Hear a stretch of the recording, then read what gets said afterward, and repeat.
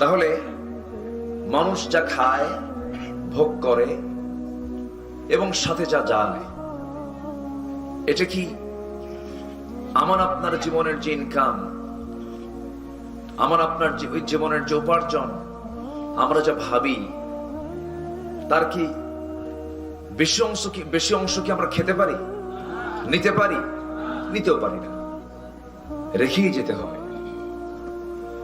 সম্মানিত ভাইয়েরা, কিন্তু আল্লাহ তাআলা বলছেন তুমি ইনকাম করো, কিন্তু সেই ইনকামটা হতে হবে অবৈধ না বৈধ? কারো সম্পদ মেরে খাওয়া, কারো জমি জবরদখল করা, সাদাবাজি করা, মালের দাম ঊর্ধ্বমুখী করা,